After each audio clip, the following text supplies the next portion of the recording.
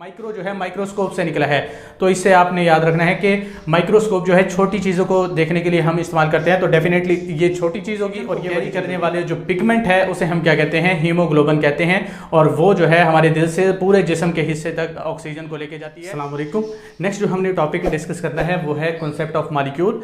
हम basic concepts of chemistry chapter 1 जो है वो देख रहे हैं। फर्स्ट ईयर केमिस्ट्री के हमने सिलेबस को स्टार्ट कर रखा है। तो कॉन्सेप्ट ऑफ मॉलिक्यूल के अंदर हमने कुछ बेसिक टर्म्स को देखना है, जैसे कि कॉन्सेप्ट ऑफ मॉलिक्यूल के अंदर मॉलिक्यूल की डेफिनेशन को देखना है, फिर एटॉमिसिटी को डिफाइन करना है, फिर उसके बाद टाइप्स को देखना है मॉलिक्यूल की कि किस तरह हम टाइप्स कर सकते हैं, वो नंबर की बेस पे, टाइप्स की बेस पे, या साइजेस की बेस पे, या फिर लास्ट में उसकी एक एग्जाम्पल है वो हमने देखनी है हीमोग्लोबिन को। तो सबसे पहले हम देखते हैं कि डेफिनेशन क्या बन सकती है मॉलिक्यूल की।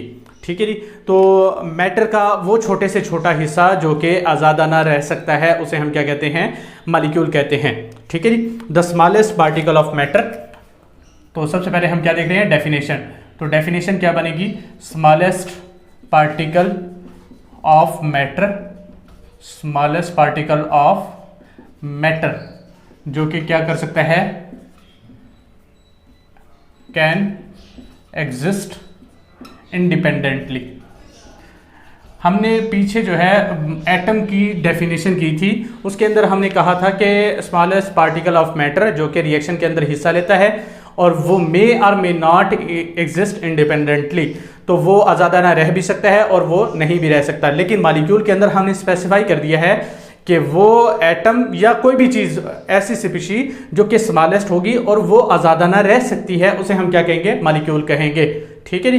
तो अब मॉलिक्यूल जो है वो डेफिनेटली क्या होगा कि एक अगर एटम आज़ादाना रह सकता है तो उसे भी हम मॉलिक्यूल कहेंगे। ठीक है जी। तो वो डिपेंड करता है कि कितने एटम्स जो है वो उसके अंदर मौजूद है और उसको हम कहते हैं एटॉमिसिटी। ठीक है जी। तो एटॉमिसिटी जो है वो क्या आ जाएगी हमारे पास, नंबर ऑफ एटम्स जो प्रेजेंट इन अ मॉलिक्यूल जो है उसे हम क्या कह देंगे, atomicity. Number of atoms present in a molecule, एक मॉलिक्यूल के अंदर कितने एटम्स जो है वो मौजूद है उसे हम क्या कहेंगे, उसकी एटॉमिसिटी कहेंगे। अगर उसके अंदर 2 एटम मौजूद है तो उसे हम डाई एटॉमिक कहेंगे, अगर 1 एटम मौजूद है तो मोनो एटॉमिक कहेंगे। ठीक है जी। ये हम लिख देते हैं। तो सबसे पहले है क्या, मोनोटॉमिक। ठीक है जी। फिर उसके बाद क्या आ जाता है, डाई एटॉमिक, फिर उसके बाद ट्राई एटॉमिक, और फिर उसके बाद अगर बहुत सारे हैं तो पॉली एटॉमिक।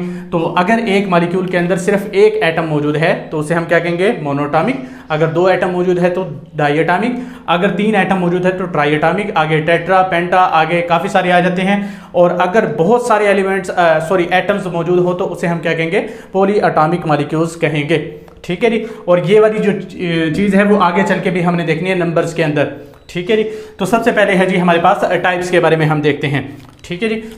तो टाइप्स के अंदर जो है वो हम काफ़ी तरीक़ों से इसको क्लासिफाई कर सकते हैं। और सबसे पहले है जी नंबर ऑफ एटम्स की बेस पर।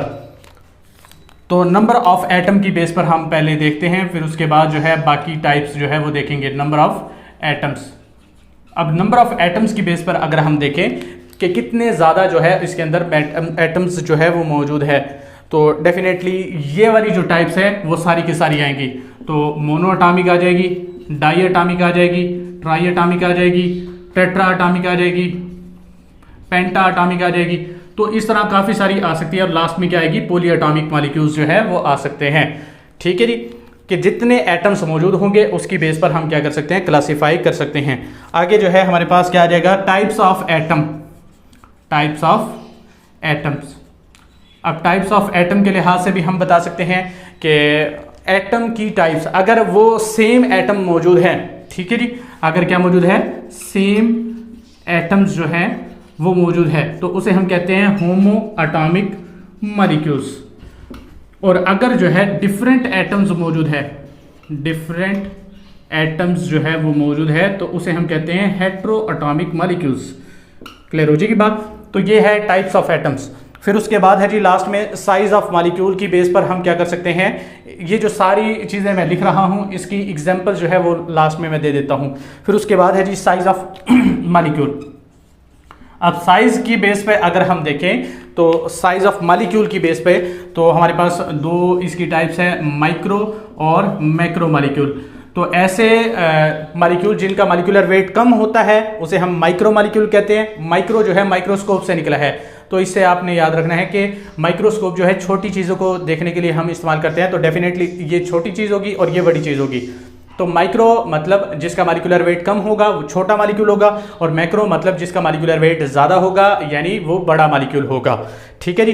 तो इस तरह हम क्या कर सकते हैं, इनको डिफाइन कर सकते हैं या जो टाइप्स को क्लासीफाई कर सकते हैं। लास्ट में है हमारे पास हीमोग्लोबिन, और वो मैक्रो मॉलिक्यूल की ही एक टाइप है, वो हम लास्ट में करते हैं। अभी फिलहाल इनकी एग्जांपल्स देख लेते हैं। तो मोनो, डाई, ट्राई और इनके हम देख लेते हैं, फिर उसके बाद हम नेक्स्ट जो है बाकी चीज़ों को देखते हैं।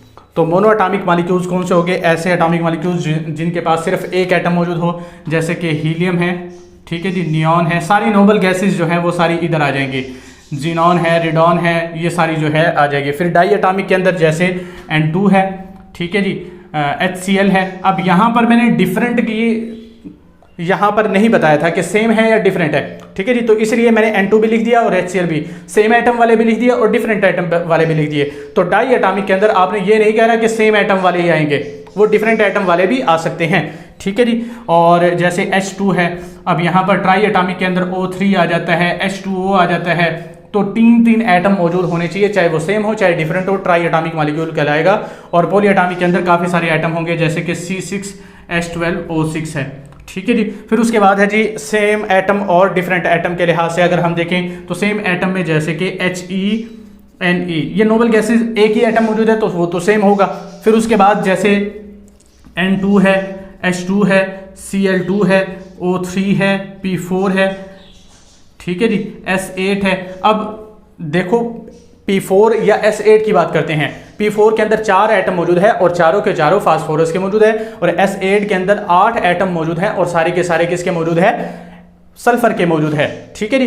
तो मतलब क्या हुआ कि इसके अंदर अगर सेम एटम मौजूद है तो डेफिनेटली ये कौन सा होगा, होमोएटॉमिक मॉलिक्यूल होंगे, ठीक है जी। और अगर डिफरेंट एटम मौजूद है जैसे कि HCl, अब HCl के अंदर एक H है और एक Cl है, एक हाइड्रोजन और दूसरा क्लोरीन है, ठीक है जी। जैसे H2O है, 2 हाइड्रोजन और 1 ऑक्सीजन, ठीक है जी। CO2 है, 1 कार्बन 2 ऑक्सीजन। बड़े मॉलिक्यूल भी हो सकते हैं जैसे कि H2SO4 है, ठीक है जी, 2 हाइड्रोजन 1 सल्फर और 4 ऑक्सीजन है। तो इस तरह ये हेटेरोएटॉमिक मॉलिक्यूल्स कहलाएंगे। माइक्रो और मैक्रो मॉलिक्यूल्स में अगर फर्क करें, जैसे कि अगर माइक्रो की मिसालें दूं, छोटे मॉलिक्यूल्स जैसे कि H2O है, CO2 है, H2SO4 है, ये हमारे पास छोटे मॉलिक्यूल्स है, ठीक है जी। लेकिन बड़े मॉलिक्यूल्स की बात करें तो डेफिनेटली क्या आ जाएगा, प्रोटीन आ जाएगी, बड़ी बड़ी प्रोटीन्स के मॉलिक्यूल्स होते हैं, और स्टार्च आ जाते हैं, ठीक है जी, ग्लाइकोजन आ जाते हैं और लिपिड्स आ जाते हैं। तो ये जो है इसकी क्या आ जाएगी, टाइप्स आ जाएगी मैक्रो मॉलिक्यूल्स की। और इसके अंदर लास्ट में हमारे पास क्या आता है, मैक्रो मॉलिक्यूल की ही एक टाइप है हीमोग्लोबिन।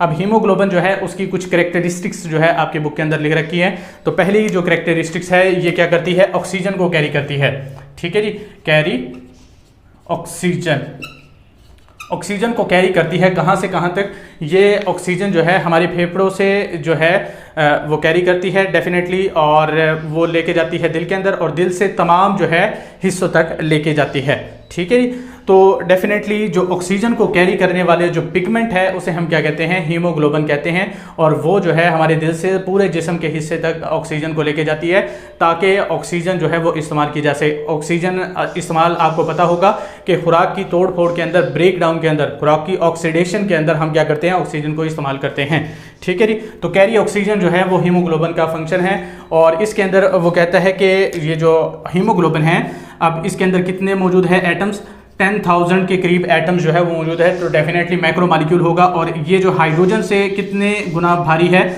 68,000 टाइम्स जो है वो कंपेयर टू हाइड्रोजन, हाइड्रोजन से इतना ज़्यादा गुना जो है वो भारी है, ठीक है जी। तो डेफिनेटली माइक्रो मॉलिक्यूल ही हुआ, क्योंकि उसका मॉलिक्यूलर वेट भी ज़्यादा है और वो साइज़ के अंदर भी बड़ा है, ठीक है जी। तो ये था हमारे पास कॉन्सेप्ट ऑफ मॉलिक्यूल, जिसके अंदर हमने डेफिनेशन को देखा, एटॉमिसिटी को, टाइप्स को देखा है, नंबर और टाइप्स ऑफ एटम के लिहाज से, और साइज ऑफ मॉलिक्यूल के लिहाज से, और लास्ट में हमने मैक्रो मॉलिक्यूल की एक छोटी सी एग्जांपल हीमोग्लोबिन का देखा है, उसके 3-4 पॉइंट्स को देखा है। क्लियर है? तो मिलते हैं नेक्स्ट वीडियो के अंदर, तब तक के लिए अल्लाह हाफिज़।